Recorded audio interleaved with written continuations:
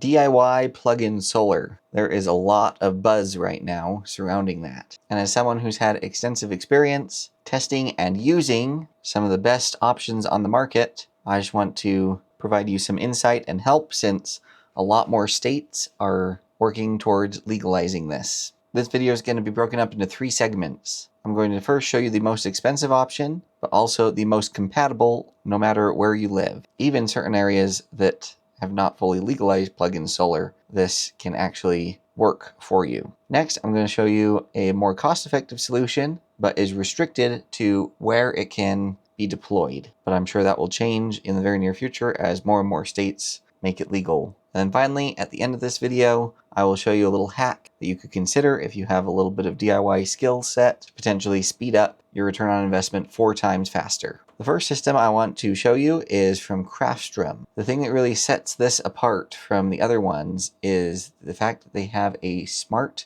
power meter. This installs inside your electrical panel and can actually detect the flow of power in and out of your house. And so it can essentially zero out your power consumption by dynamically throttling the microinverters connected to your solar panels, thus preventing any form of backfeeding to the grid, but at the same time maximizing your solar input when you have loads on in your house consuming power. Now, because of this zero export feature, technically it's legal to use everywhere because there is no backfeeding happening to the grid. Now, with that said, some power companies may have some reservations about it. If your particular power company does, reach out to Craftstrom. They will actually work directly with utility companies and even allow the utility company to test their stuff to prove that their product will not backfeed to the grid. If they can make PG&E happy in California, there's a very high likelihood they can make any other utility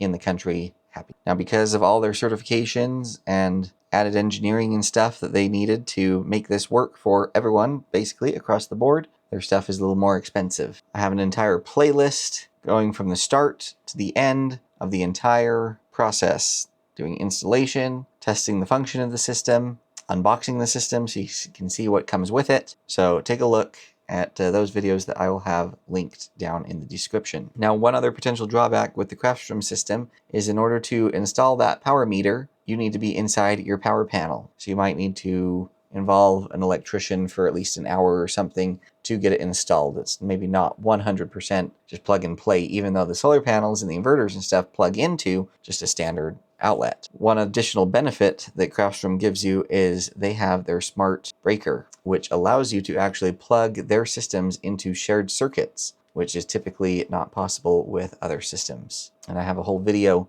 diving into the reason why you need dedicated circuit versus a shared circuit and the dangers of a shared circuit. And I will be sure and leave that linked in the description below. Another benefit to the Craftstrom system is because of their smart power meter, basically your size of solar system that you could deploy has no limit, or at least a very large limit, because again, the power meter can dynamically adjust the solar output to match what your house is consuming. So even in some place like the state of Utah that has a restriction of only 1200 watts that could be backfed to the grid, well, technically you could have a 10,000 watt array and just program the Craftstrom system to not export any power, or only export, up to 500 watts max or something like that. That way you're still compliant, but can add significantly more solar capacity. And so that's kind of a unique aspect to Craftstrom that definitely deserves a little bit of attention. Which brings us to our next segment,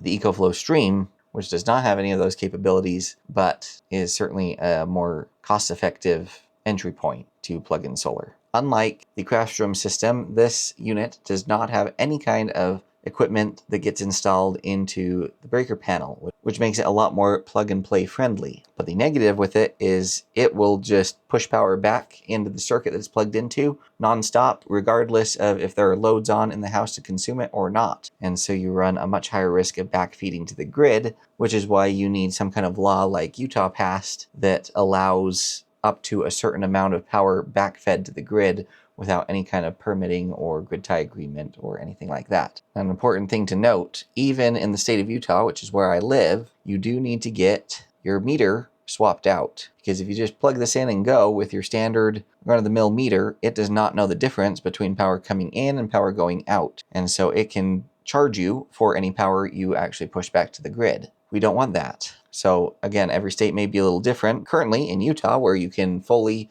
utilize this system, it's as easy as submitting a request to your power company. They will come out, change the meter for free, and you're good to go. You won't be charged for any power you push back to the grid. The EcoFlow stream can accept up to 4 solar panel inputs, and it does have some nice app controls so you can monitor what's going on. Because you're not purchasing the separate power meter, you're not purchasing 4 separate microinverters for every single panel, like you are with the Craftstrom system, you can reap some cost savings with the EcoFlow system, but it can only be used in places that is authorized to backfeed without permits. And now for the bonus hack. Both the Craftstrom system as well as the EcoFlow stream have the capability of connecting to an external 48-volt lithium iron phosphate battery. So as far as the microinverter is concerned, it is still seeing solar, but in reality it's just seeing a battery. DC power is DC power. Then you hook up your solar panels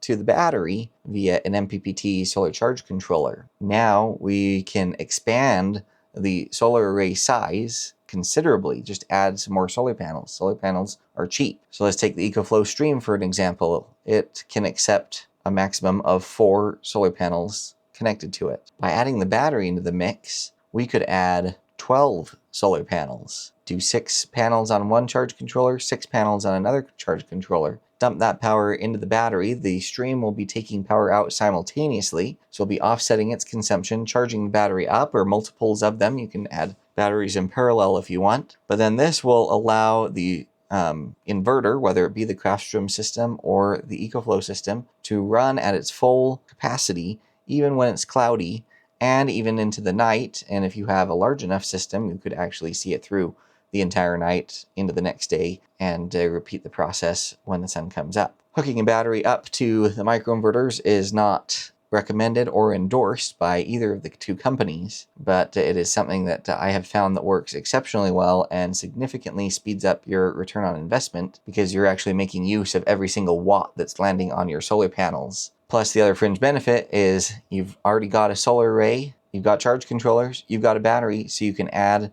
a separate off-grid inverter that would allow you to still utilize your solar system even when the grid is down, which would not be happening if you only had the microinverters connected directly to the panels, since they're grid tie and they need to conform to the safety standards for anti-islanding and rapid shutdown technology so that they don't backfeed when the power is out and electrocute someone working on the line. So I hope this was helpful.